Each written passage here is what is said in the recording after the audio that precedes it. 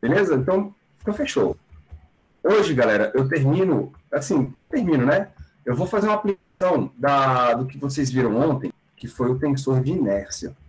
Vocês viram que o tensor de inércia ele é uma grandeza associada à rotação de um corpo, né? Quando você bota um corpo para rodar, a sua distribuição de massa faz com que ele tenha certas características que giram em torno de eixos, certo? A gente começou fazendo uma rotação em torno de um eixo fixo, e depois a gente fez um geral. E aí aparecem termos, né, associados ao momento angular de cada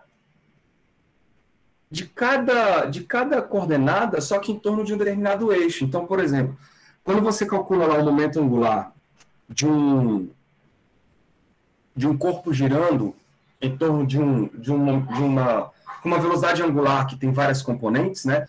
Apareciam termos que, por exemplo, estavam associados à componente angular, a componente do momento angular do eixo X, quando você roda em torno do eixo X, né?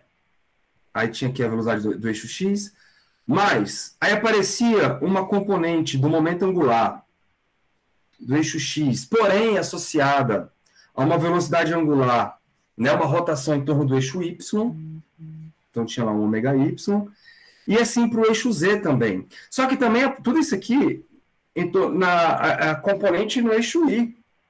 Só que a componente do eixo Y, do momento angular, está associada a rotações em torno do eixo Y e do eixo Z também.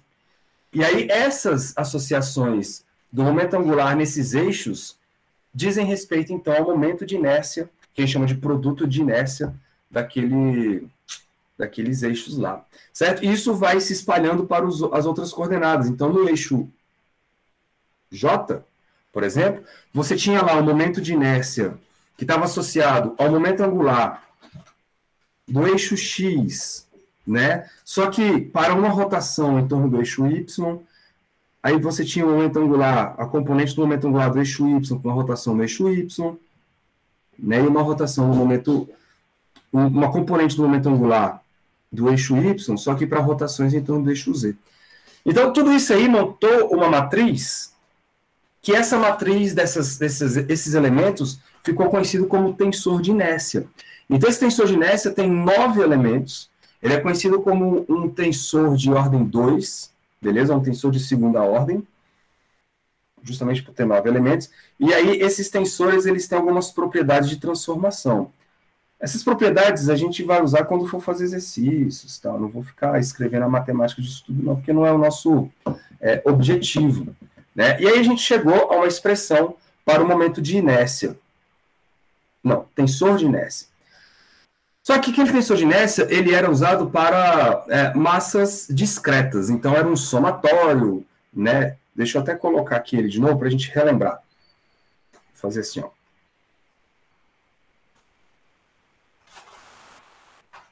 Então, se a gente tinha N partículas... Opa.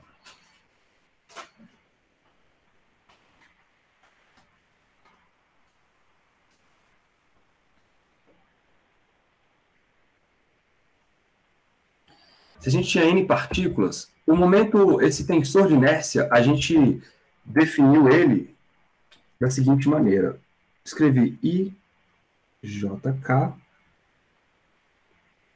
Né? Esse J e esse K dizem respeito às componentes X, Y, Z, tá? Então, quando esses valores de IJK foram 1, eu estou falando X, quando for 2 é o Y, quando for 3 é o Z.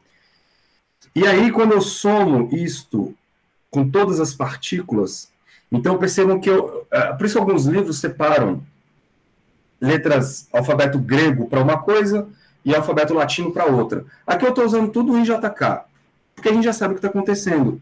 O índice I, ele está correndo de I até N, que são as quantidades, o número de partículas do sistema, né?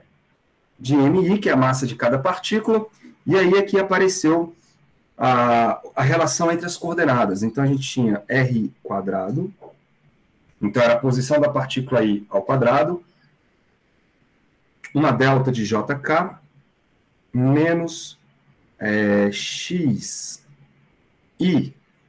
Então, a coordenada x, y ou z da partícula I, vezes a coordenada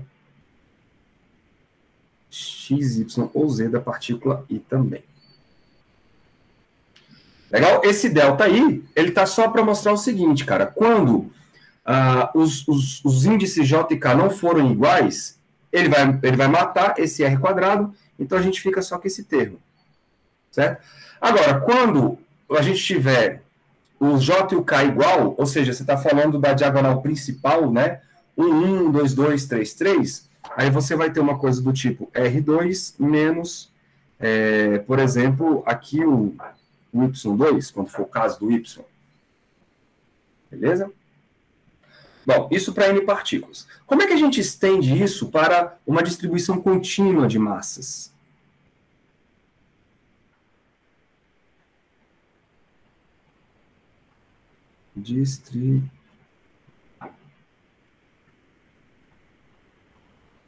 Distribuição contínua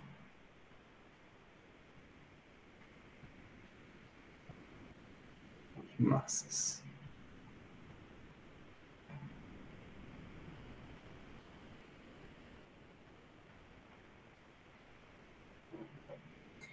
Obviamente, esse somatório passa a ser uma integral, beleza?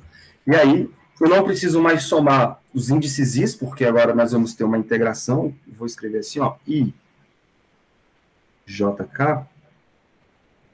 Isso vai me dar agora uma integral de quem? Eu estou somando em M, não é isso? Se eu estou somando em M, então eu vou ter aqui como elemento de soma um dm. Aí eu não preciso mais ficar colocando M1, M2, M3, M4. Então eu estou somando sobre todos os elementos de massa dm. E aí aqui vai aparecer aquela relação ali entre as coordenadas, né? Então eu vou ter aqui um R quadrado vezes um delta de JK menos o XJ XK.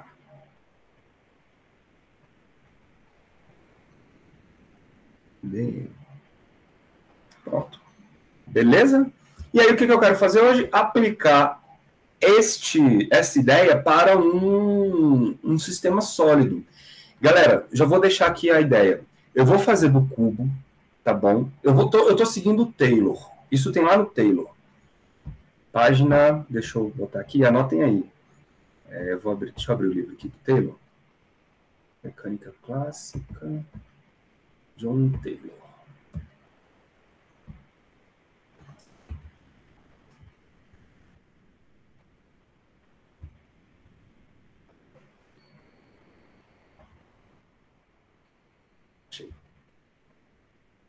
Página 396. Eu estou seguindo essa conta. Aí eu quero que vocês... Esse aqui é o exemplo 10.2 do Taylor. Eu quero que vocês, como dever de casa, façam o próximo exemplo, o 10.3, que ele vai fazer o do cone. Então eu vou fazer o do cubo, e aí depois ele faz o do cone. Aí eu queria que vocês tentassem fazer, junto com o livro, o do cone.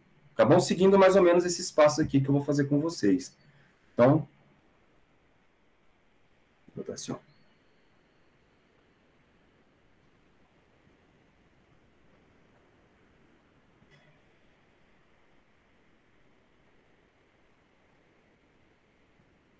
Página 396. Vocês vão fazer o do cone para mim. Tá? Para vocês treinarem, só para vocês verem como é que funciona aí essa historinha. Então, vamos lá. Então, eu vou botar assim, ó. Example. Opa.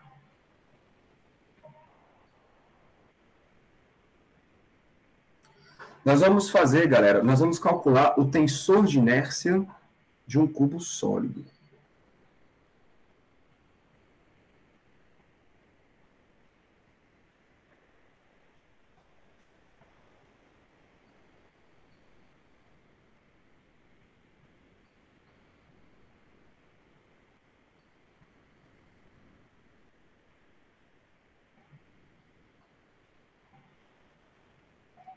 E aí, com o tensor de inércia, a gente consegue calcular o momento angular, né? Percebam que para você calcular o tensor de inércia, ele está associado, obviamente, ao momento de inércia, né? Você precisa escolher a partir de que ponto o seu sistema vai rodar, né?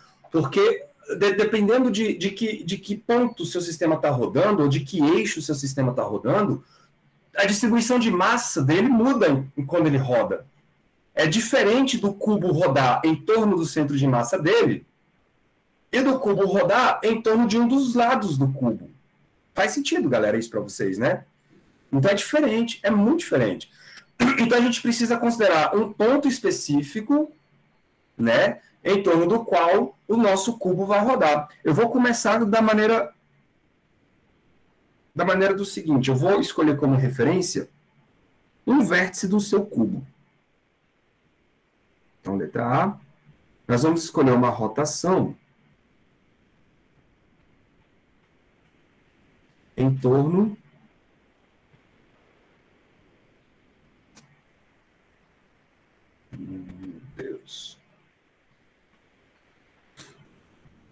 em torno de um vértice. Então, bora só fazer um desenho aqui para a gente se orientar, né? Deixa eu botar aqui uma corzinha. Fazer um sistema de referências.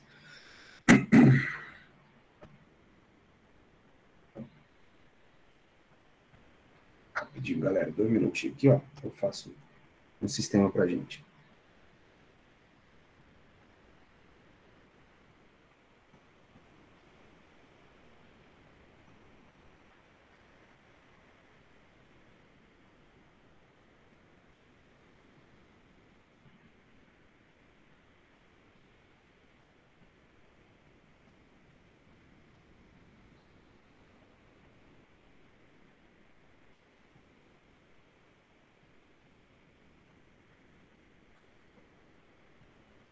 Então tá. Então eu vou atrelar aqui, ó, eixo Z, eixo Y, e esse aqui é o eixo X, beleza? Esse é o padrão normal dos eixos, né? X, Y e Z. Deixa eu agora fazer um cubo. Vou botar um cubo verde aqui. Vamos colocar um cubo com aqui, ó.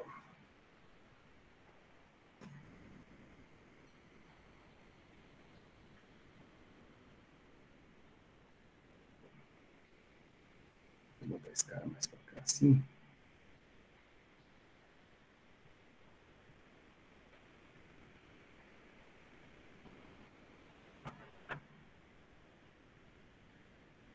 Dois minutinhos.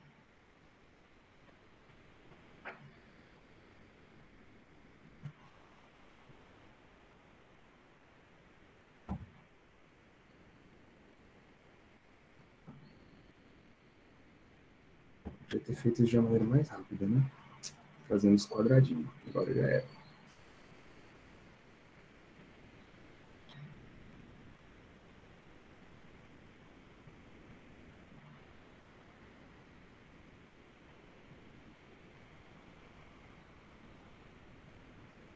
Bom. Agora aqui.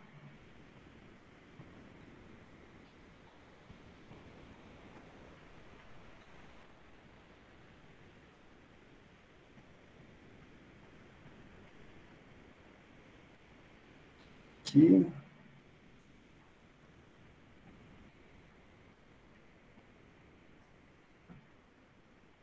Aqui. Deixa esse lado de lá. Bom, cara, seleciona a minha retinha aqui.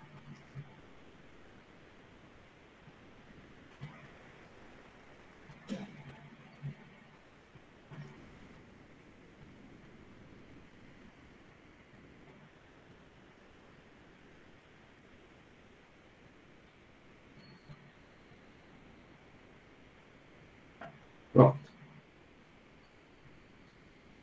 3 horas depois, está pronto o meu cubo. Beleza? E aqui ele vai ser um cubo de aresta A.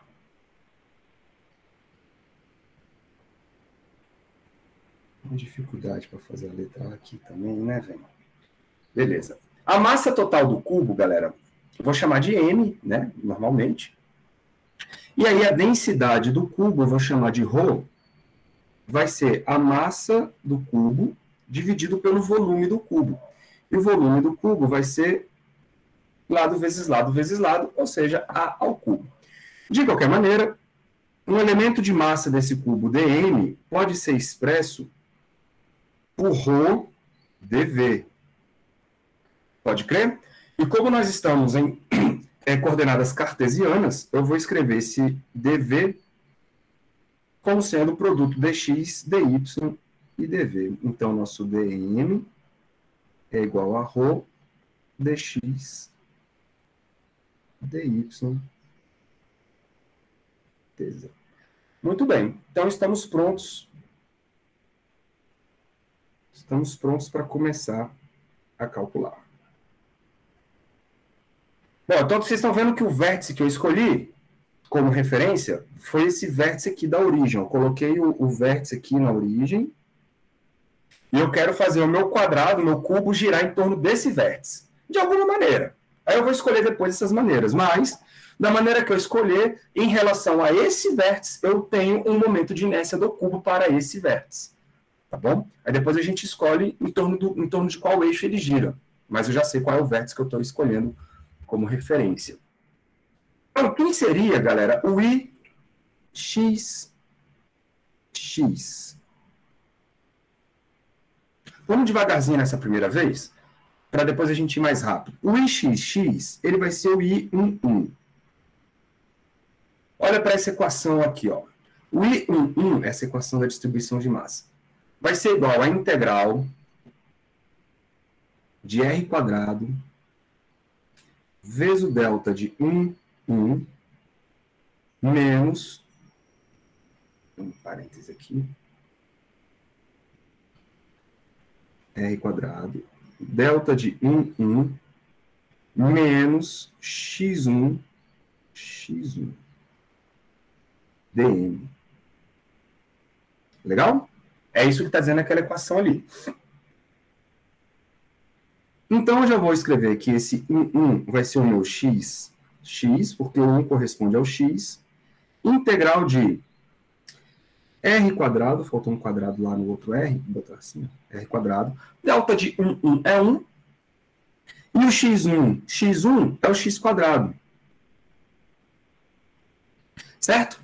dm, onde tem dm, eu vou colocar ρ dx dy dz. Pode crer, galera? Bom, quem é o r²? O r² é a soma de x² mais y² mais z². Né? Deixa eu puxar aqui uma linguinha aqui, ó. Esse cara aqui, r², nada mais é do que x² mais y² mais z². Né? Só que eu estou tirando o x². Então, quando eu tirar o x², né, que eu estou subtraindo, eu vou ficar com ixx igual, eu vou botar o ρ aqui, ó, para o lado de fora. Vai ficar dentro, então, da minha integral y² mais z², não é isso? Porque o x foi embora. dx dy dz. Beautiful? Então, percebam que eu tenho uma integração tripla, né, cara? Isso aqui é uma integral em volume. Na verdade, são 3 integrais. É uma integral em x, uma integral em y, uma integral em z. Então, eu vou separar esta integral, como tem uma soma ali dentro, eu vou separar em duas somas. Eu vou ter um ρ, uma integral de y² dx dy e dz, mais, vou botar aqui embaixo, mais uma outra integral de z² dx dy dz. Certo? Tá. Agora vamos aos limites de integração. Antes de fazer os limites de integração, vamos escrever assim, ó, separado. ixx ρ, vou tirar esse cara daqui.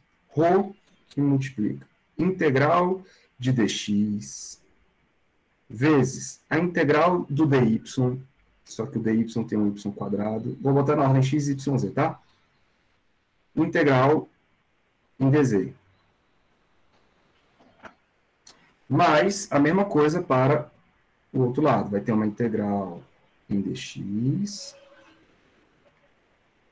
integral em dy e a integral em dz. Só que o dz tem um z ao quadrado aqui do problema. Todos os limites de integração, eu tenho que pegar o cubo como um todo. Eu estou começando com x, y, z, todos eles iguais a zero, e aí eu vou correr até a ponta de cada eixo, né? Então, o eixo z ele vai correr de 0 até A. O eixo y vai correr de 0 até A. E o eixo x vai correr de 0 também até A. Beleza? Porque assim a gente consegue pegar o cubo como um todo, começando daquele vértice e indo até os outros vértices. Então, aqui eu tenho uma integral de 0 até A.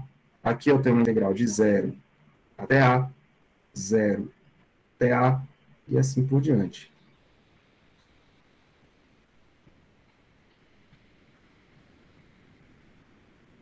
Na dificuldade até aí, né, galera? Bom, vamos lá. Vamos fazer essa integração. Quem é a integração de x? É o próprio, de dx. É o próprio x. Se você tomar os limites de 0 a A, vai ficar apenas A.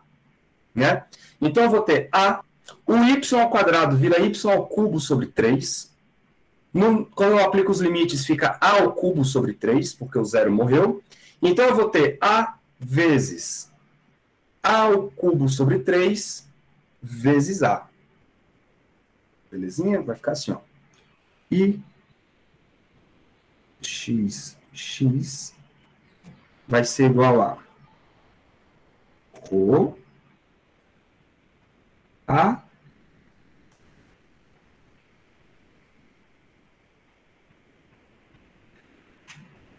ao cubo sobre 3 vezes A.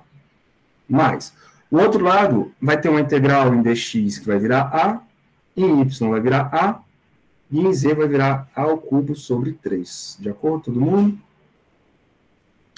Então, eu vou ter ixx dado por... Galera, o ρ é a massa dividido pelo volume. Então, fica m sobre A ao cubo. Certo? Ali dá 2 vezes A elevado à quinta sobre 3. Estão enxergando aí? Beleza, né? Então, eu tenho o ixx igual a 2 terços de m a ao quadrado. Pode crer? A quinta com A ao cubo vai embora. Aí você vê o seguinte, eu vou precisar fazer 9 vezes isso? Não, porque eu posso seguir uma simetria aí, cara, porque se eu, por exemplo, quiser calcular o y, olhando para esta equação aqui, ó, eu vou ter o i22. Quem vai ser o i22? Vai ser o r quadrado menos y quadrado, que na verdade vai dar x quadrado mais z quadrado. E eu vou integrar de 0 a A, então vai ser igual. O y vai ser a mesma coisa, e o z também vai ser a mesma coisa, já que eu tenho um cubo. Né? Ele é igual para as 3 dimensões. Então, a diagonal principal do meu tensor de inércia está resolvido. Esse valor aqui também vai ser o do y, que também vai ser o mesmo valor para o z. Beleza? Então, eu tenho a diagonal principal de todos. Agora, vamos para os cruzados, os foras da diagonal, né? Por exemplo, vou pegar o xy. Vai ser uma integração. Vamos olhar de novo para aquela equação lá. Ó. A gente faz isso uma vez, depois não precisa fazer mais, né? Então, xy não. Vamos pegar 1, 2. 1, 2. Isso vai ser r quadrado vezes o delta de 1, 2 menos x1, x2. Pode crer?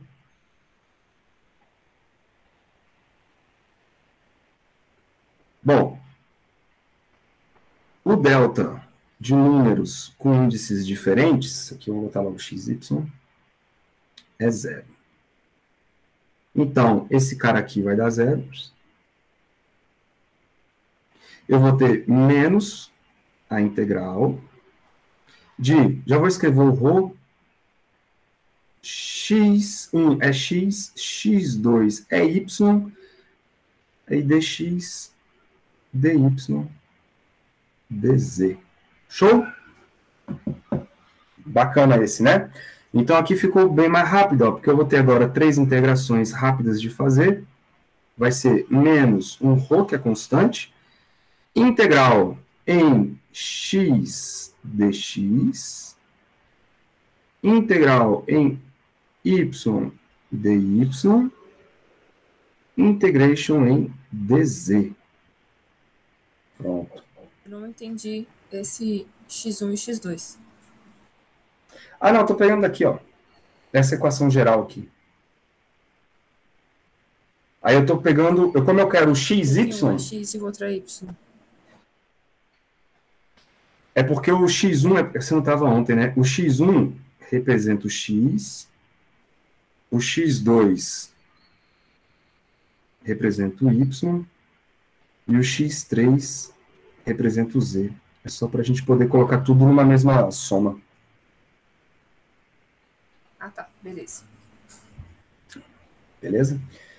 Aí a gente coloca os números, depois troca pelos eixos. Então, x é 1, y é 2 e z é 3.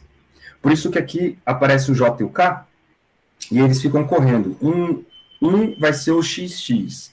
Se eu quiser o y, vai ser o 2, 2. E assim por diante.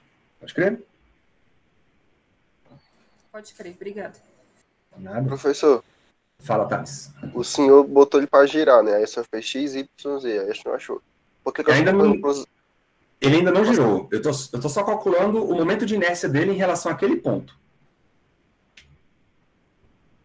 Ainda não botei para Tá. girar. Tá. Mas, beleza. Então, eu sei que eu vou ter isso mais tarde. Daqui a pouco. Agora, por que deu zero aí? Tipo, o senhor cortou r ao quadrado vezes... Ah, porque tá vendo que eu tô pegando os índices diferentes, 1 e 2 aqui, ó. Aham. Quando eu pego 1 e 2, vai aparecer o delta de 1, 2. Esse delta, ele vai ser sempre zero, a não ser que eu tenha índices iguais. Então, ele só não vai ser zero quando tiver 1, 1, 2, 2 e 3, 3. Só. Beleza. Beleza? Todos os índices diferentes vão dar sempre zero. Isso é mais matemática. É, eu tenho que rever as outras aulas. Eu lembro que você falava disso, mas eu vou... Quando você fala de energia cinética... Cara, ele apareceu. Sempre que aparecer, cara, generalizações com I, J e K, sempre tem um delta no meio, que é onde você filtra as somas e deixa só os termos com os índices iguais. Beleza. Ele é muito importante. A função também tem isso, tá? A função, ela vai ter uma delta de Dirac. Quando vocês forem fazer mecânica quântica, isso vai aparecer. Essa delta aqui é uma delta apenas de filtro. Ela filtra os valores que têm os mesmos índices. Tanto é que lá no outro, não zerou, você viu? Por quê? Porque eu tinha aqui o delta de 1, 1. O delta de Isso... 1, 1... Fala. Tem como abrir esse delta, professor? Tipo... Cara, tem. Uma coisa... Tem. É só você... Fisicamente tem como entender isso? Não, ele é só ele é um tensor simétrico que vai representar para a gente o seguinte. O delta... Sim. Assim, ó, o delta de 1, 1 é igual ao delta de 2, 2, que é igual ao delta de 3, 3. Isso é igual a zero. O delta de... isso é igual a 1, desculpa. O delta de 1, 2 é igual ao delta de 2, 1, que é igual ao delta de 1, 3, 3, 1, que é igual ao delta de 2, 3, 3, 2, que é igual a zero. Então, se você pudesse montar uma matriz né, com esses deltas aí, você ia ter todos os elementos da diagonal principal igual a 1 e o restante tudo zerado. Ah, tá. Tudo bem? Aham.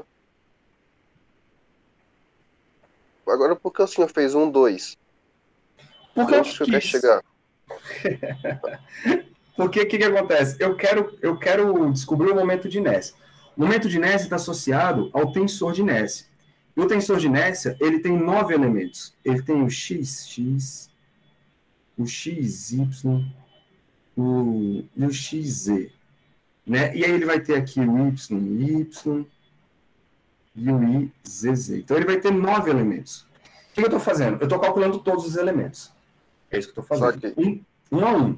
Só que eu não preciso calcular todos. Basta calcular 2, porque os outros todos são iguais. É isso que a gente vai ver agora. Beleza. Beleza? Esses tensores, então, somente tensor pode chamar de uma forma de vetor? Você fala Então, isso na última aula, né? Foi. Ele não é um vetor, porque, primeiro, o vetor tem só 3 elementos. O vetor, ele é representado por uma coluna.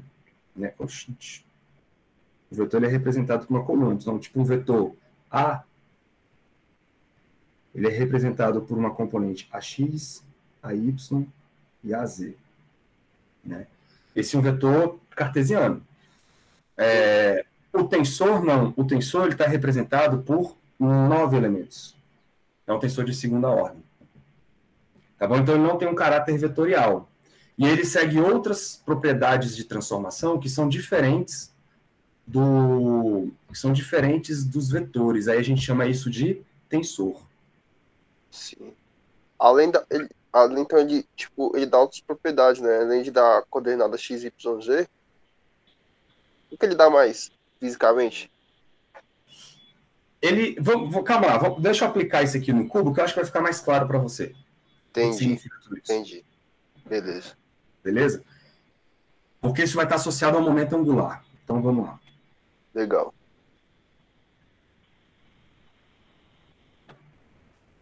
Isso, é uma matriz quadrada, né? De 3 por 3. Então, bicho, vamos lá. De novo, a integração vai de 0 até A, de 0 até A e de 0 até A. Porque eu estou escolhendo como referência a origem. Um vértice está na origem, os outros vértices estão, né, nos pontos A de cada eixo. Beleza? O primeiro é moleza. Então, vamos lá. O IXY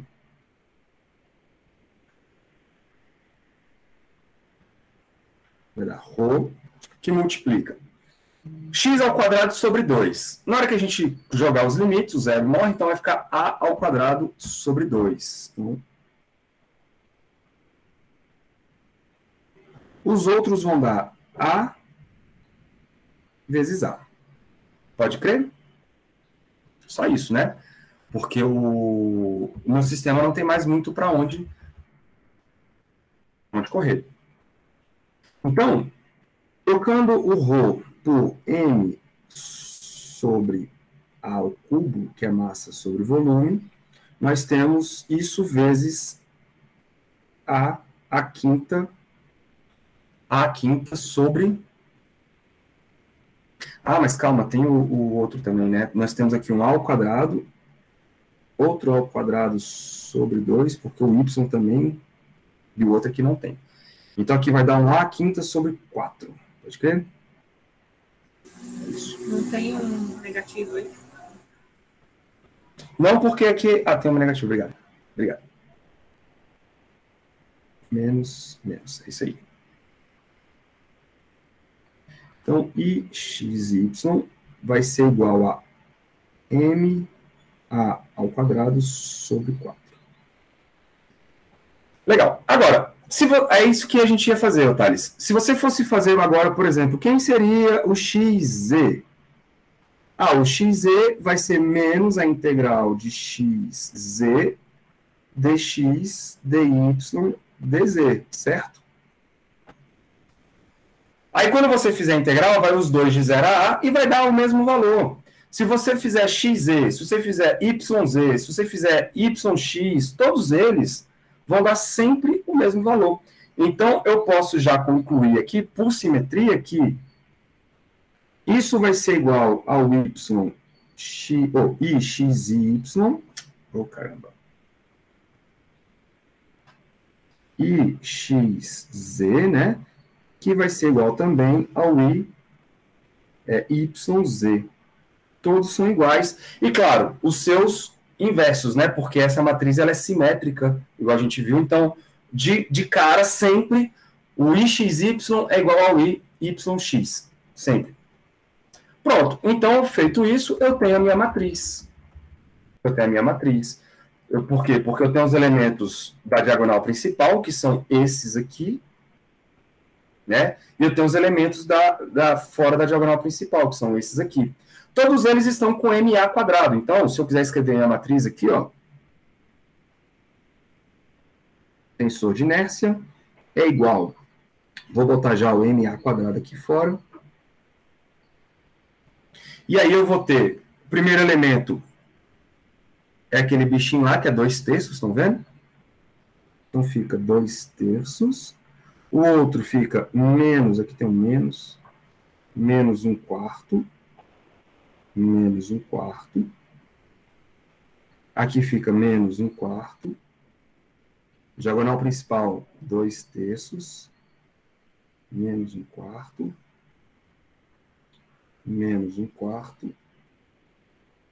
Menos 1/4. E aqui é o ZZ, 2/3. Beleza?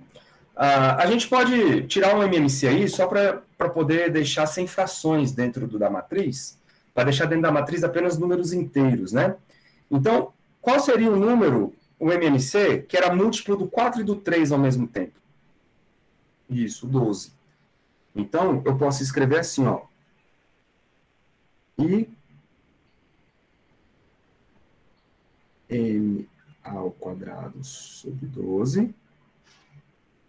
Deixa eu descer um pouquinho mais esses caras, calma aí. Então, I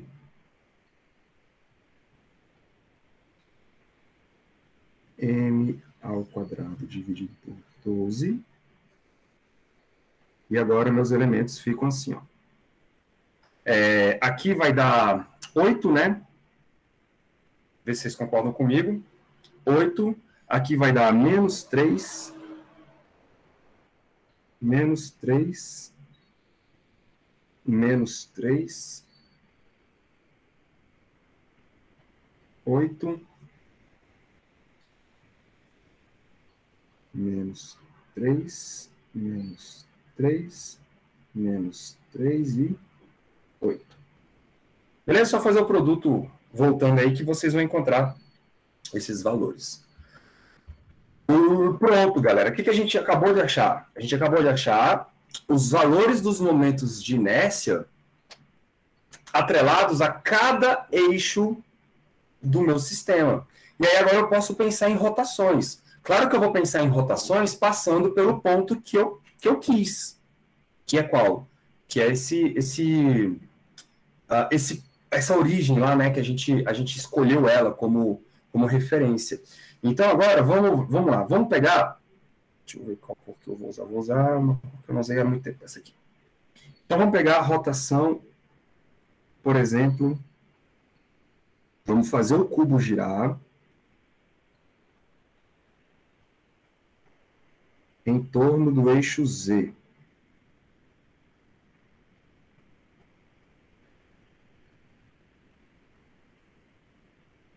Em torno do eixo Z. Então, vamos lá para o desenho. Eu vou fazer o bichinho girar assim, ó. E por que eu posso fazer isso? Ora, porque eu estou escolhendo a origem lá como sendo o meu ponto, né? Então, qualquer eixo que passar por este ponto O, eu posso calcular a rotação dele usando aquele momento de inércia que a gente achou. Tá bom? Por quê? Porque eu calculei o momento de inércia do cubo em relação a esse ponto O. Então, qualquer eixo que passar por esse ponto O, eu consigo calcular o momento angular dele. Legal? Por quê? Vamos ver se vocês lembram. Tinha espaço aqui? Tinha. Como é que a gente calcula o momento angular que a gente viu ontem? O momento angular, ele vai ser dado por um produto do tensor de inércia vezes o vetor velocidade angular.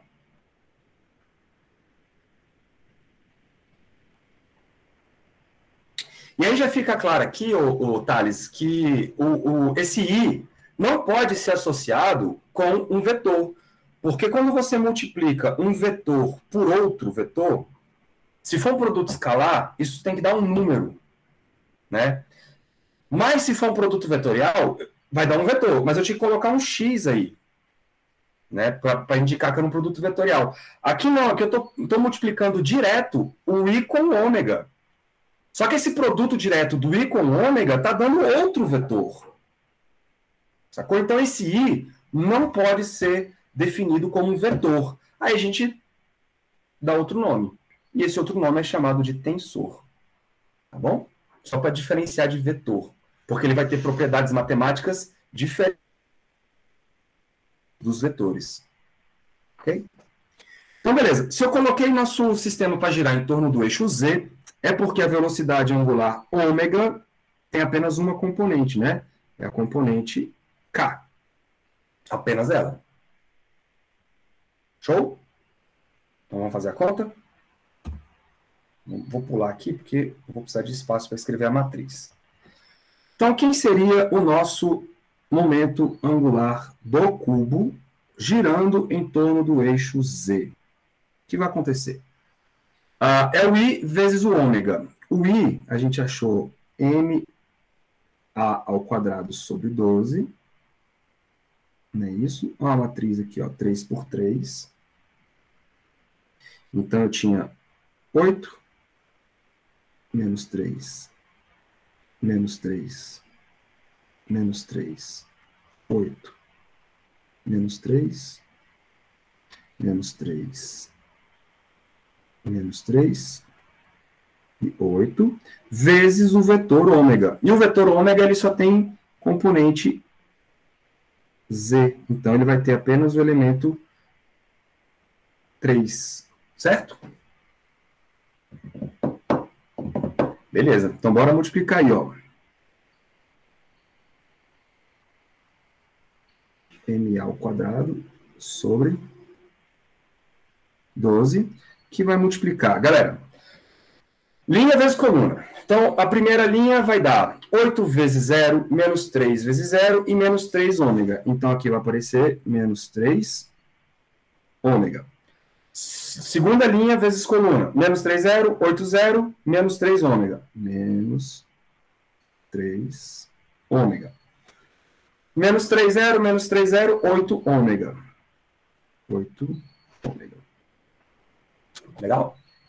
Então, vocês percebam que agora eu posso escrever o meu momento angular com as seguintes componentes, ó. M ao quadrado. Vamos colocar do jeito que vocês aprenderam, né? Vai ficar M ômega. Vou botar o ômega aqui, ó, em evidência, tá? Porque ele está em todos os pontos, todos os elementos. Ao quadrado sobre 12. E aí, o que vai acontecer? Agora eu tenho vetores. Um vetor, uma componente do momento angular na direção I, uma componente angular na direção J e uma componente angular na direção Z. Uma componente do momento angular. Então, bicho, olha que doideira. Você fez o cubo girar em torno do eixo Z, mas o momento angular dele não aponta no eixo Z. O momento angular dele tem componentes tanto na direção I quanto na direção J. Isso quer dizer que esse cubo ele não consegue ficar travado em torno do eixo Z, fazendo girar em torno do eixo Z. Se você fixar esse eixo Z, isso quer dizer que o cubo ele vai tentar fazer um torque nesse eixo Z, empurrando ele para essa direção desse momento angular que vocês estão vendo aí.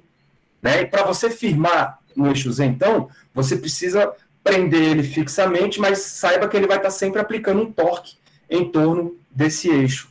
Por isso que, por exemplo, se for um sistema, se você prender um cubo e girar ele em torno de um eixo bem frágil, vai quebrar.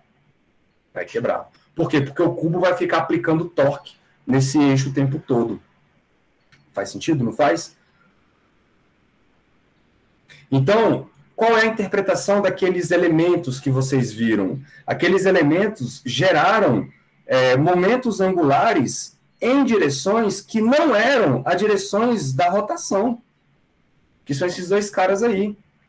Né? Então, aquela matriz toda que a gente calcula, ela vai nos dar as componentes do momento angular na direção relativa à rotação que você está querendo. Então, aqui é a componente do momento angular na direção x por conta de uma rotação em torno do eixo y. Por isso que isso aqui era o... Desculpa, em torno da rotação em torno do eixo z. Por isso que esse cara aqui é o xz.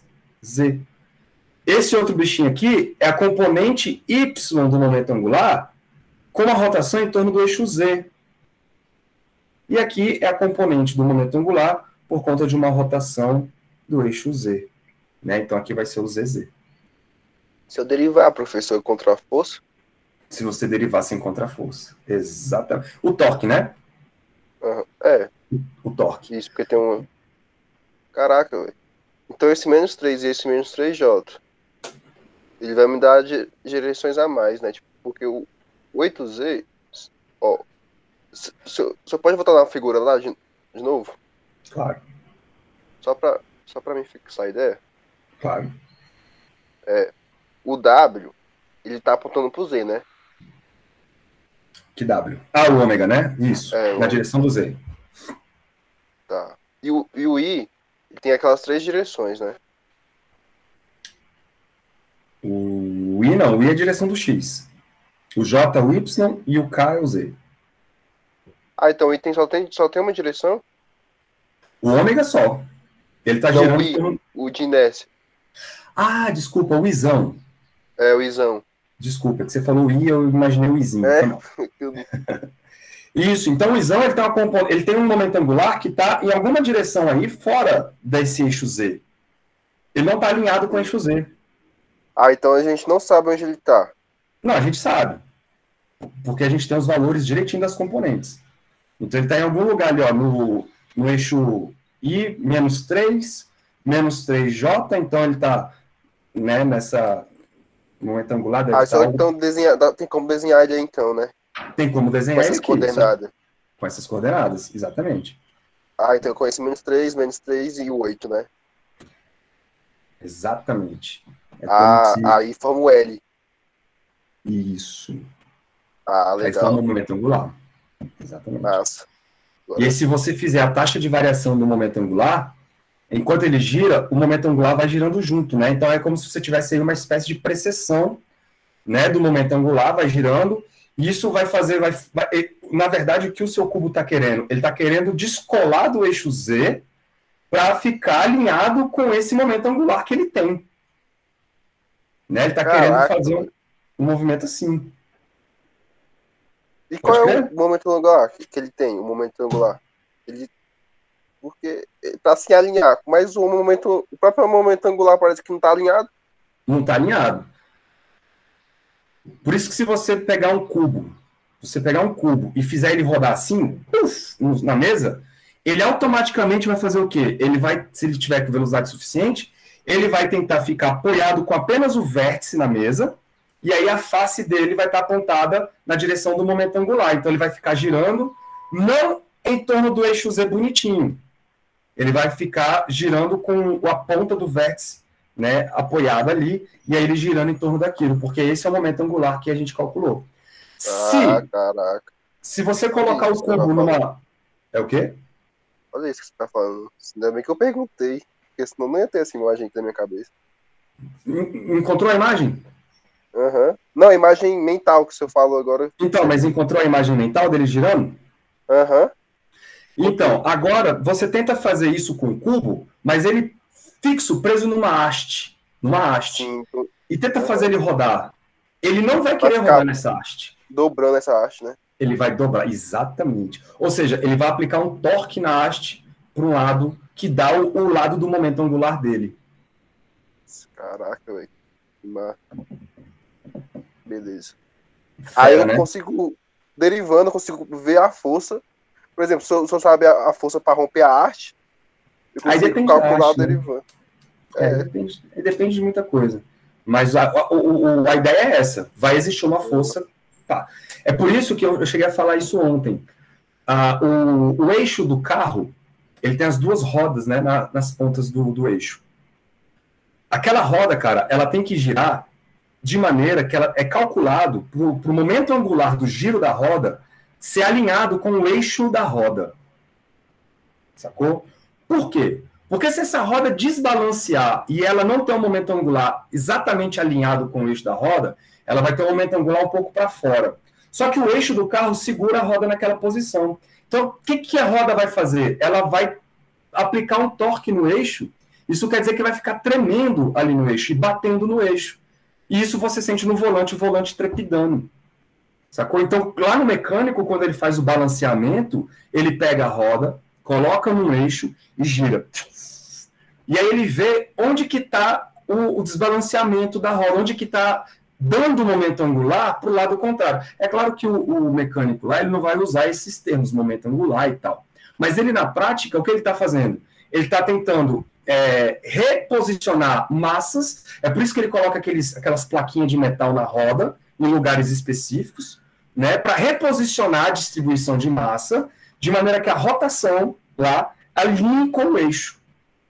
Alinhe com o eixo. Para quê? Para não ter torque aplicado no eixo, que ele gira macio. Uhum. Bonito, né? Uhum. Lindo demais. Aí, o que significa isso do ponto de vista físico e matemático? Você fazer o sistema girar num eixo bonito. Você já viu que esse eixo ele é bonito, quando não dá torque, né, em cima desse eixo. Vamos ver? Vamos fazer agora o exemplo seguinte. Eu vou pegar agora, galera, uma rotação desse cubo, só que agora através de um outro eixo. Imaginem um eixo que passa daqui do ponto de origem até aqui. Beleza? Vai ficar esquisito esse negócio aqui. Mas eu quero que ele passe pela diagonal. A diagonal que atravessa de um ponto até a diagonal mais longe, do outro lado. Tá? Não sei se no desenho aqui vai ficar claro isso. Mas eu quero uma coisa assim. Ó. Ele vai girar em torno desse eixo. Não vai ficar claro pelo desenho, porque aqui é um desenho bidimensional.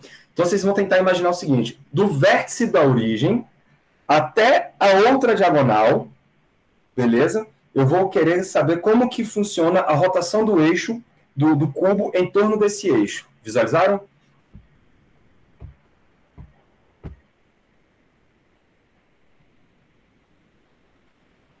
Tem uma Então, diagonal com eixo.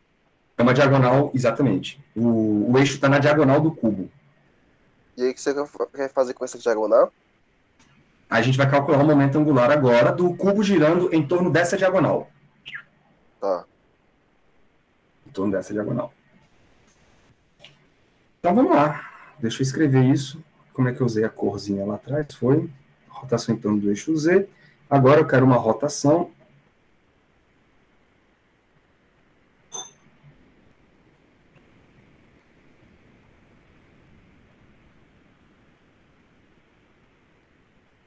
em torno da diagonal. Vocês estão vendo que essa diagonal passa pela nossa origem, né? Como passa pela nossa origem, a gente pode continuar usando o nosso momento de inércia, que a gente calculou já. Aquela matrizona diz respeito àquela origem. Então, rotação em torno da diagonal.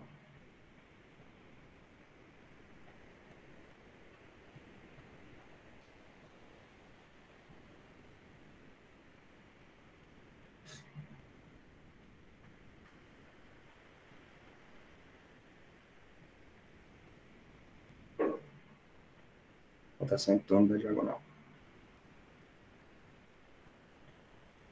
O cálculo é o mesmo. Eu vou pegar o momento angular L.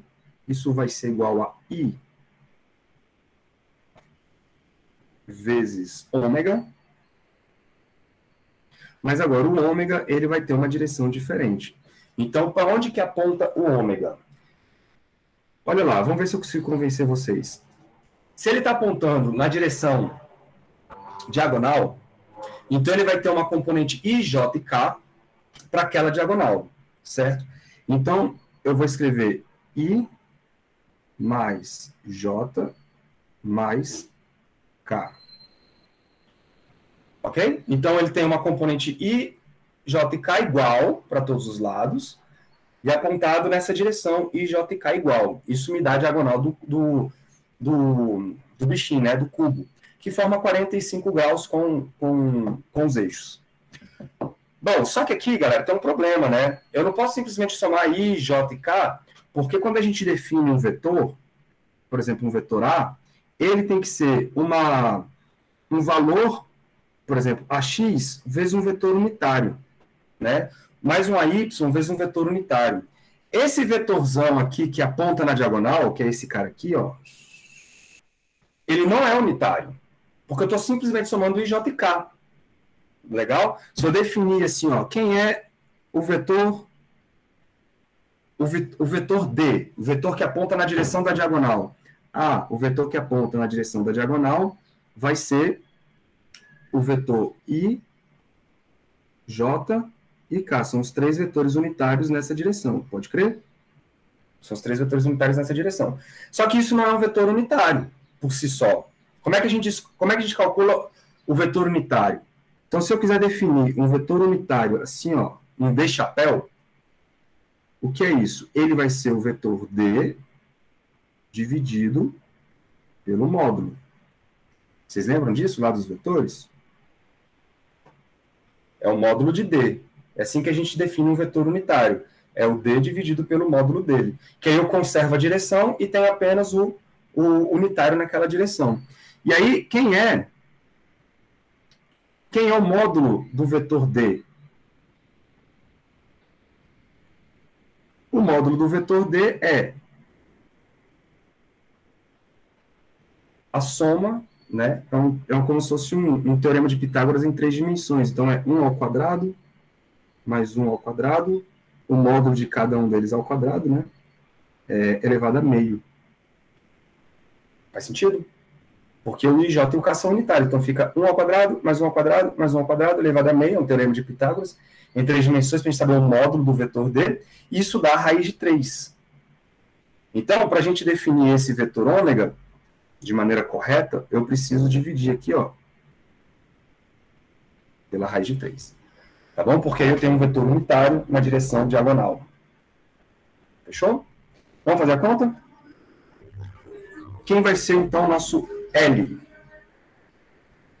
Opa, deixa eu trocar de cor aqui.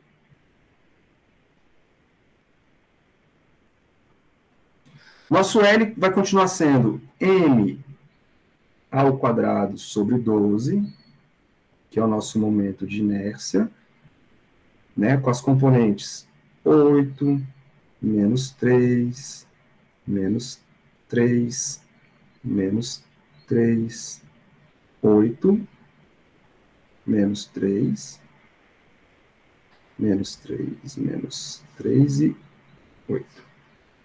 Tudo isso vezes ômega sobre a raiz de 3, vezes o vetor unitário 1, 1, 1.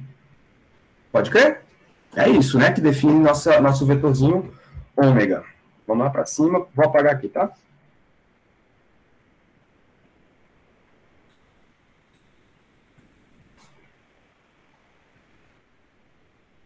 Vamos lá para cima.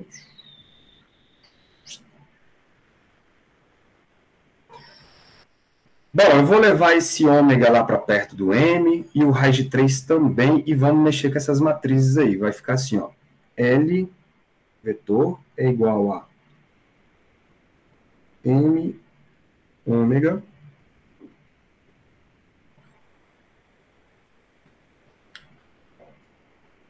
ao quadrado 12 raiz de 3, né? E aí nossa matriz agora vai ser uma matriz coluna. Aí vai ficar 8 vezes 1, Estão vendo aí? Mais 8 vezes 1, desculpa, 8 vezes 1, mais, aí menos 3 vezes 1, menos 3 vezes 1. Então, vai ficar 8 menos 3 dá 5, 5 menos 3 dá 2. Então, aqui vai aparecer um 2, certo, galera? Linha vezes coluna. O próximo, mesma coisa, vai ficar menos 3 mais 8 menos 3, e o outro vai dar menos 3 mais 8. Então, todos os elementos serão 2. Todas as posições aqui nós vamos ter um 2. Joga esse 2 para fora, a gente vai poder escrever assim, ó, L é igual a... Vou cortar, tá? 2 com 12 vai aparecer um 6 lá embaixo, então fica M ômega ao quadrado sobre 6 raiz de 3, 1, 1, 1. Agora, legal. O vetor ômega, ele não foi definido como ômega sobre a raiz de 3. 1, 1, 1. Não é esse que é o nosso ômega? Então, eu posso reescrever, galera, esse L assim, ó. M ao quadrado sobre 6. Olha lá. E aí, eu vou juntar o ômega raiz de 3 vezes a matriz com um vetorzinho ômega só aqui, ó. Olha que resultado fantástico. Eu estou dizendo para vocês que o momento angular do cubo é igual ao número vezes o vetor velocidade angular. O que isso quer dizer? Que os dois estão alinhados. Um é igual ao outro a menos de uma constante. Então, o momento angular está alinhado com a velocidade angular. Então, quando você faz o cubo girar em torno dessa diagonal principal, o cubo não tende a fugir dessa diagonal principal. Ele tende a ficar girando lá, e se não tiver atrito, não tiver nada, ele gira para sempre naquela direção, porque não tem torque. Não tem torque. Cara, não tem torque aplicado no eixo. Por quê? Porque, nesse caso, a diagonal principal, a gente vai usar essa terminologia depois, a diagonal, já vou dar um spoiler, a diagonal é um eixo que a gente chama de eixo principal. É um eixo importante, né, do seu sistema. E aí a gente chama esse eixo de eixo principal.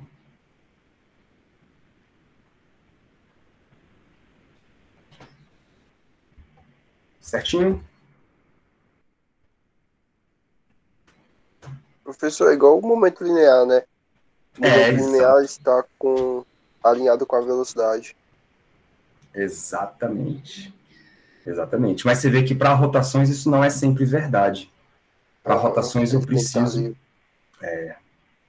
Ele precisa estar com... Por que deu igual? Pensa comigo.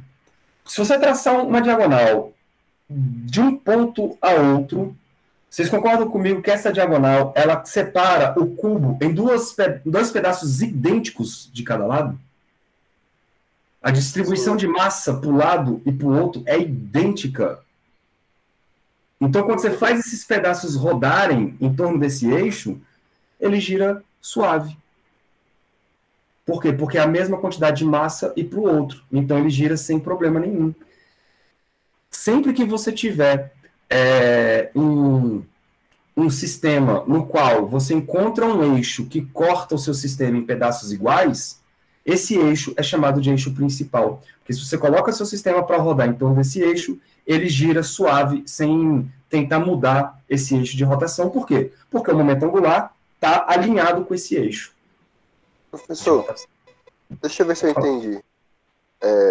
Essa diagonal, por exemplo, eu rodo um quadrado numa mesa, e aí, se eu girar com muita força, ele vai ficar com a pontinha, né? Girando. A ideia é essa. Aí, essa pontinha tá alinhada com a diagonal. não com a diagonal necessariamente, mas com com a velocidade que você deu, né? Com essa velocidade aqui, ó. Ah, então ela tá alinhada com a velocidade que eu dei, né? Uhum. E o momento também. Ah, tá. XYZ e tem o mesmo módulo? Saquei. Bonito, né? Aham. Quando eu falo Caraca. girar com muita força, é porque na prática, na vida real, a gente tem a força-peso envolvido, né? E a força-peso, ela puxa o sistema para baixo, então vai deixar com que o cubo não fique naquela ponta. Se você der uma velocidade bem alta, então aí a força-peso ela se torna um pouco menos relevante para o sistema e ele acaba conseguindo girar onde ele quer. Só que a força-peso, depois de um tempo, puxa de volta. Ele fica parecendo com um prato, né? Tipo, se eu não jogo muita força, ele fica blá blá blá blá blá blá. Tipo, Exatamente, igual a moeda girando, exatamente. aham. Pode Exato. crer. Mas por conta da gravidade, a gravidade faz um efeito de trazer para debaixo. Né? Massa. Legal, né, velho? E, cara, e aí, eu não sei se vai dar tempo aqui, mas são meio de 16. Cara, vamos fazer isso aqui, porque isso aqui é importante. Como é que vocês estão de almoço aí? Tá de boa?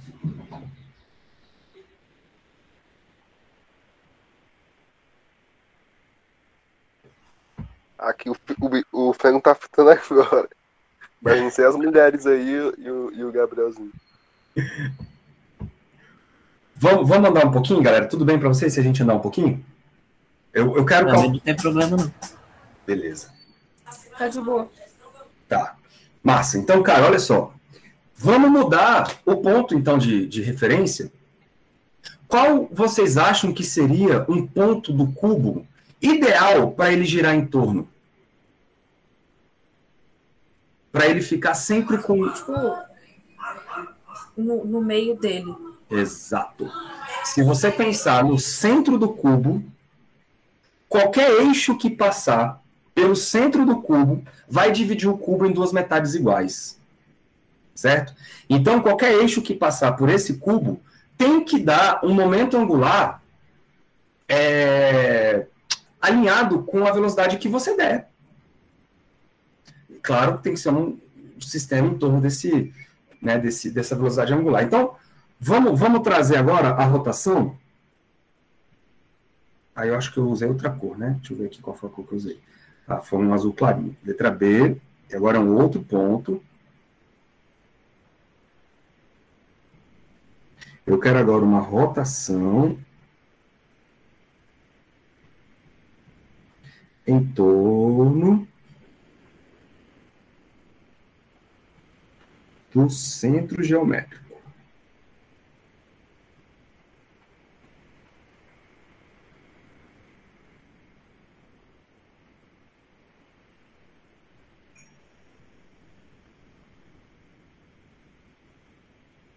Bom, em torno do centro geométrico, galera, vai mudar quem?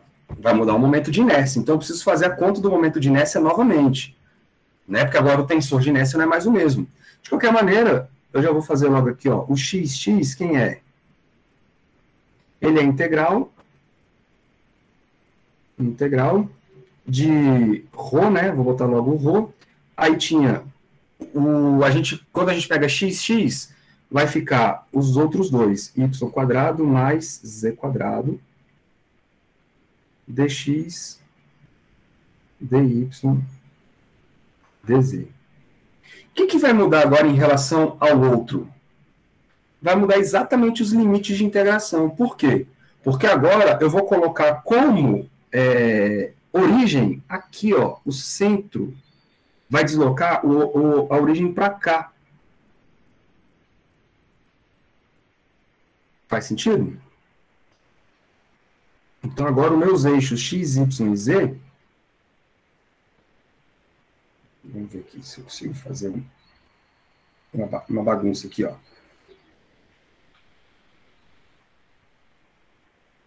Vou botar mais fininho para não ficar tão... Copia e cola, professor. Para onde? Mas eu não vou conseguir selecionar só os eixos. Esse é o problema. Ah, tá. Agora, se eu fizer assim, vai ficar mais ou menos visível. Beleza? E aí, o terceiro, alterar. Não, eu quero duplicar. E aí, o terceiro vai ser um cara que passa aqui, né?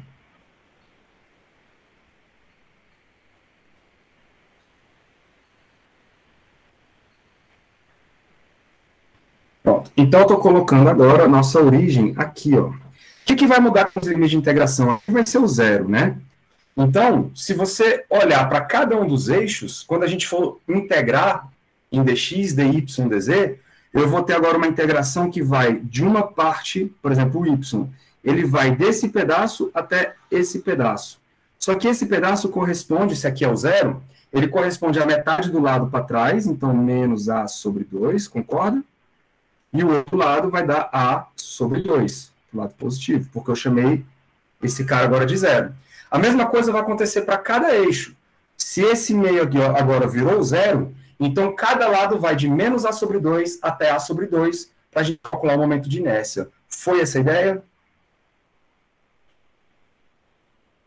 Sim. Tá bom. Então, vamos ver se eu consigo fazer isso aqui rapidinho. Então, quem vai ser o nosso IXX?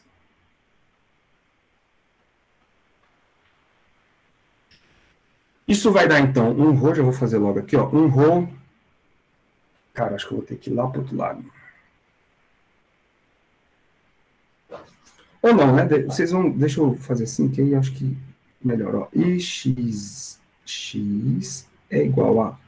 Galera, eu vou fazer só para o Y, mas o que acontecer para o Y vai acontecer para o Z. Como eu vou somar dois pedaços, vocês concordam comigo que não preciso fazer dos dois, basta multiplicar por 2, tá bom? Vai ficar 2 vezes ρ, vezes, então, uma integração em y quadrado dy,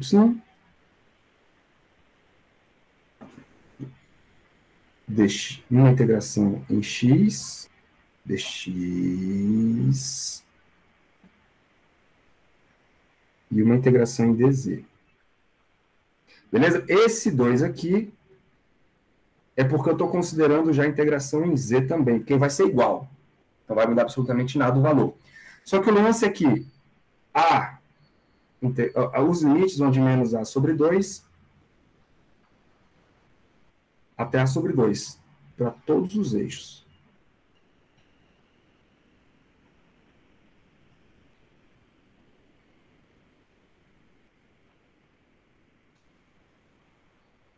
Legal? Então vamos ver o que vai acontecer. IXX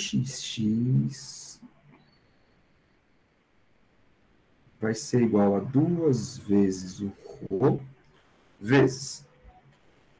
Quando a gente integrar o y quadrado, vai gerar um y cubo, né? Então, eu vou ter um y ao cubo sobre 3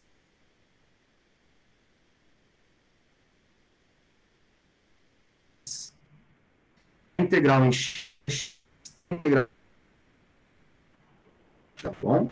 Só que todos esses caras aí, vamos dizer,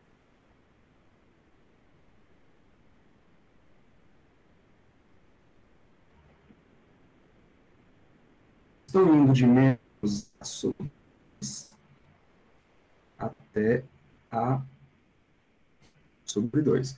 Eu já fiz a integração em z quando eu por 2, só para vocês se perderem aí.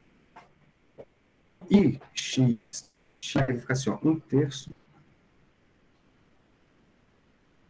ao cubo sobre 8, porque é o 2 ao cubo também, vezes a sobre 2, vezes a sobre 2. Vamos fazer o seguinte? Não, vai ficar assim. A sobre 2.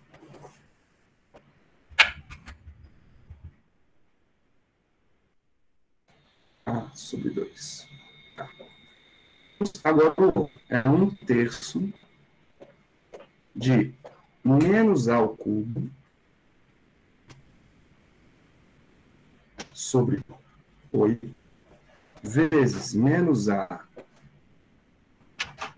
sobre 2 vezes menos A sobre 2.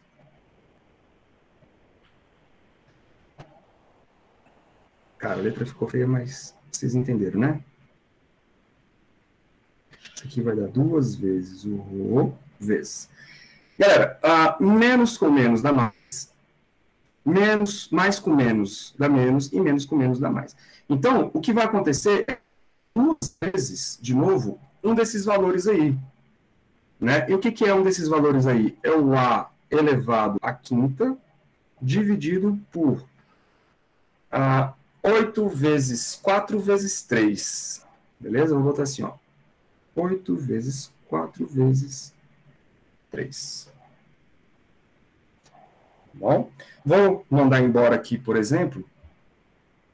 Vamos mandar embora o...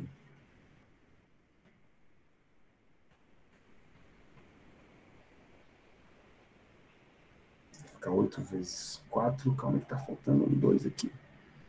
3, 8. A sobre 2, A sobre 2.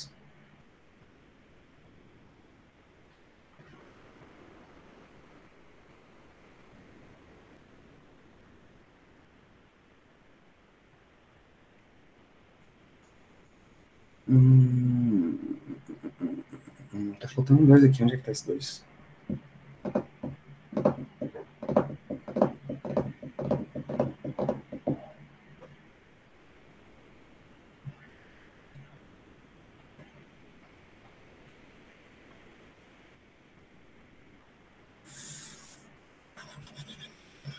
Ao cubo sobre 8. A sobre 2. A sobre 2. Menos 1/3 da total. Vezes 3. Isso tem que aparecer ali. Tá faltando um 4 aí.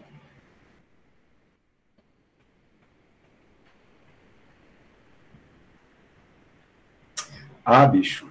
Foi mal. É porque, cara, olha que besteira que eu fiz, né? É porque a gente tem que fazer 1 a 1, cara. Não dá pra fazer assim brincando, não. Eu vou ter que aplicar o limite em cada uma dessas variáveis. Então, vai ficar assim, ó. O primeiro limite vai ficar A ao cubo sobre 8 menos 1/3 de menos A ao cubo sobre 8. Viajei. Beleza? Agora, os outros vão ficar A sobre 2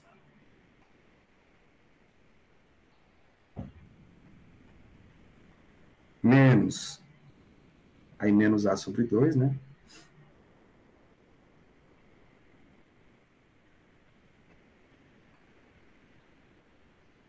E aí, para o Z, mesma coisa. A sobre 2 menos A. Pronto, senão vai dar errado. Tem que aplicar os limites 1 a 1, devagarzinho. Então tá, então aqui vai dar 2 vezes ρ vezes. Aí, galera, esse primeiro parênteses aqui vai dar 2 vezes ao cubo sobre 3 vezes 8.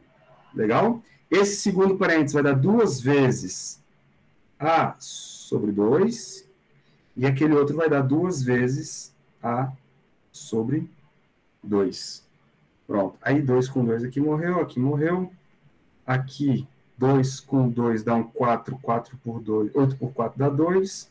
Pronto, agora apareceu o 6 que eu queria. Então, X vai ser o ρ, que é m sobre A ao cubo, massa sobre volume, vezes A elevado à quinta sobre 6. Show. Então, nosso X é igual a m a 2 sobre 6. Tá? E isso vai dar também para os outros, o y, y, todos os outros da diagonal principal vão dar o mesmo valor. E ZZ.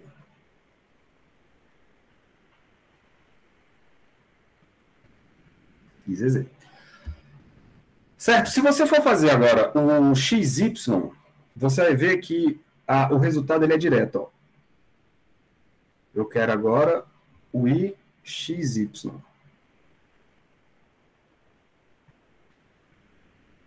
O IXY, galera, ele é menos a integral, já vou botar o ρ aqui, ó, menos a integral de XY dx, dy, dz, de acordo? Quando você for integrar esse troço, isso vai dar x ao quadrado. Deixa eu vir para cá.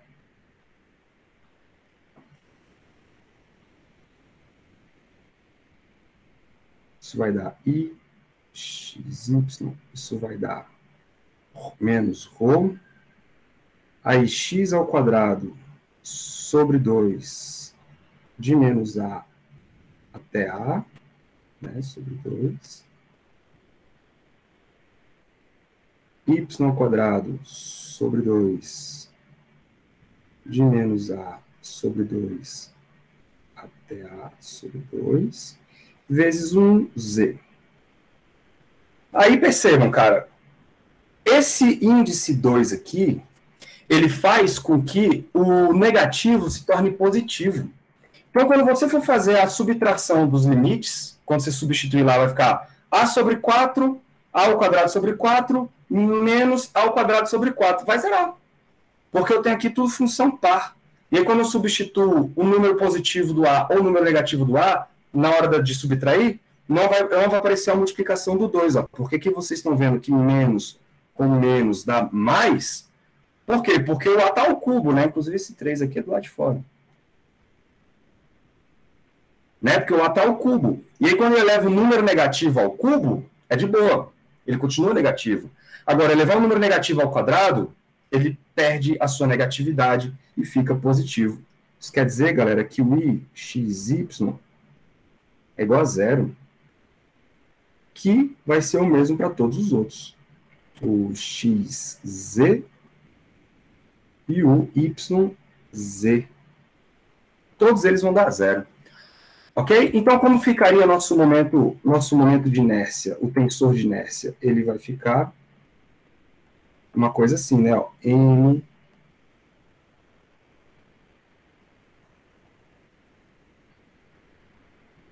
A sobre ao quadrado, né? Sobre 6, vezes olha lá, vai dar N ao quadrado sobre 6, 1, 0, 0, 0, 1, 0, 0, 0, 1. Olha que belezinha. Então, se você fizer qualquer rotação agora, qualquer rotação que passe por esse eixo, o que vai acontecer?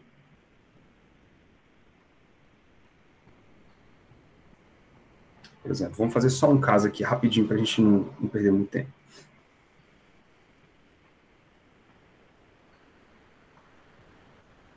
Uma rotação.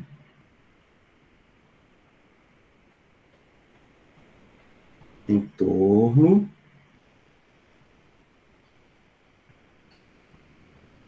Rotação. Em torno.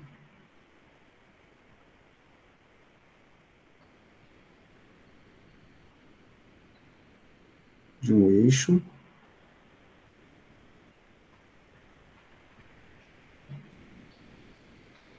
Paralelo a X.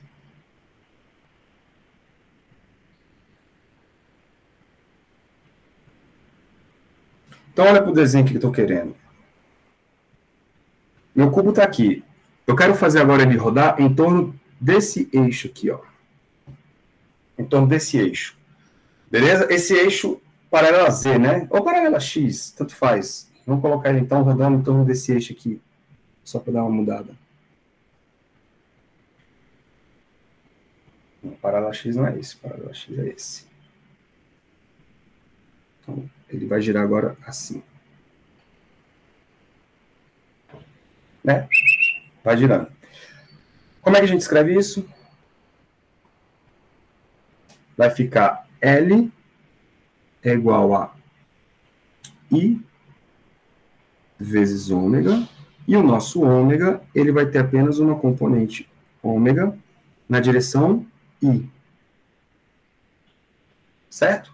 Quando fizer o produto, cara, vocês vão ver naturalmente que o nosso momento angular, m vezes a ao quadrado sobre 6,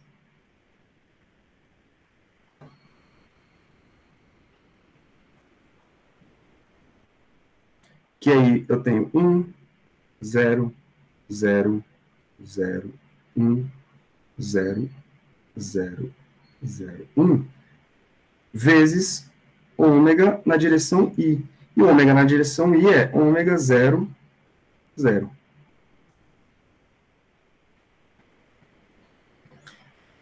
Certo? Faz aí o produto para vocês verem o que vai acontecer. Isso vai dar simplesmente m ao quadrado sobre 6, que multiplica, aqui tem um ômega, né? Que multiplica 1, 0, 0. Só que esse cara aí já é o próprio ômega. Então, o L, ele pode ser escrito como m ao quadrado sobre 6 vezes ômega. Ou seja, ficou o quê? Alinhado. Ele ficou alinhado. Generalizando, galera, aí eu estou finalizando mesmo, tá? Note que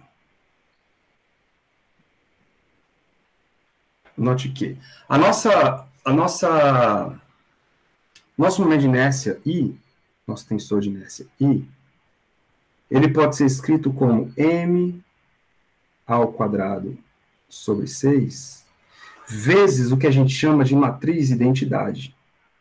Né? Quem é a matriz identidade?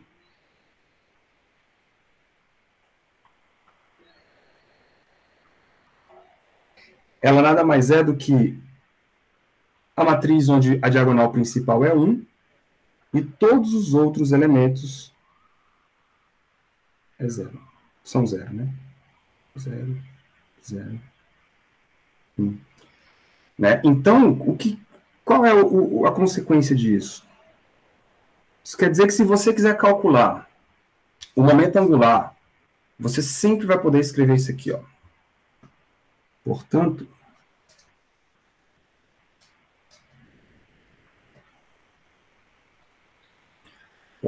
o nosso momento angular L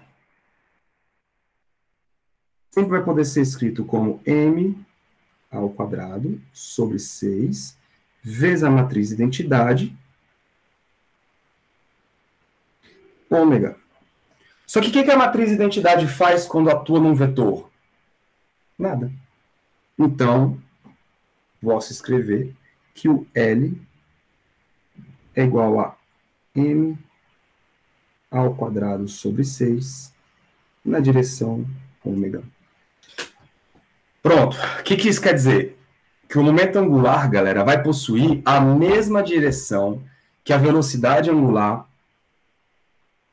quando girar em torno do seu centro geométrico. Então, qualquer eixo que passar pelo centro geométrico, se você faz o sistema girar em torno dele, ele gira fluido. Ele gira na mesma direção de rotação. Ele vai ter um momento angular na mesma direção de rotação. Beleza? Por quê? Porque esse eixo é um eixo... esse ponto é um ponto especial. É um ponto especial.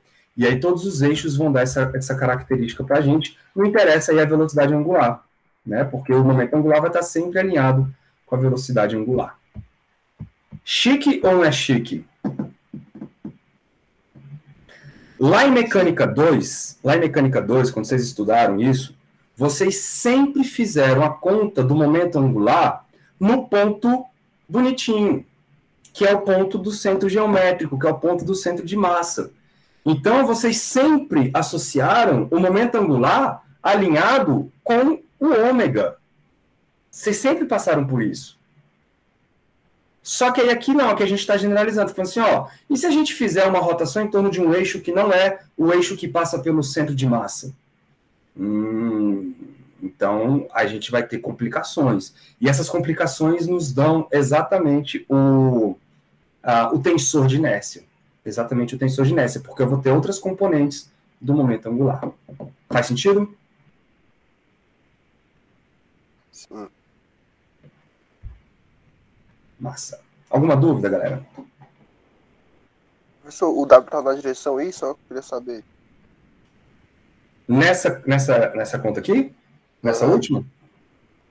Aqui pode estar em qualquer direção. Ah, tá. Tá bom. Você tinha falado que era o I só pra fazer mesmo na conta, né? Eu usei o if, ficou assim, né? É porque se você Não, usar o I que qualquer eu falo outro... na direção I, né? Tipo, Isso. É porque a gente usou esse aqui primeiro, não foi? Esse aqui de cima. Quando a gente usou esse, a gente chegou nessa conclusão. Por quê? Porque deu igual. Mas qualquer que seja a estrutura do ômega aqui, ó, qualquer uma estrutura do ômega, você vai multiplicar por uma matriz identidade, 1, 1, 1. Então vai tornar este cara sempre igual. Então vamos supor que você tem um ômega do tipo 1, 1, 1. O que é que vai acontecer? Na hora que você multiplicar, você vai ter esse cara se conservando. Se você tiver qualquer ômega, você vai ver que o momento angular vai ser sempre múltiplo desse ômega. Sempre, qualquer que seja. Por isso que o centro geométrico ele é um ponto importante para você calcular rotações para o seu sistema. Tá? Esse resultado aqui, que eu circulei de vermelho, ele é um resultado para o eixo I, né? E esse resultado aqui é um resultado genérico. Deu igual por simetria. Certo, Thales? saquei. Agora, aham. Beleza. Fechou. Então deixa eu parar a gravação. Que as tripas já estão se comendo aqui uma na outra.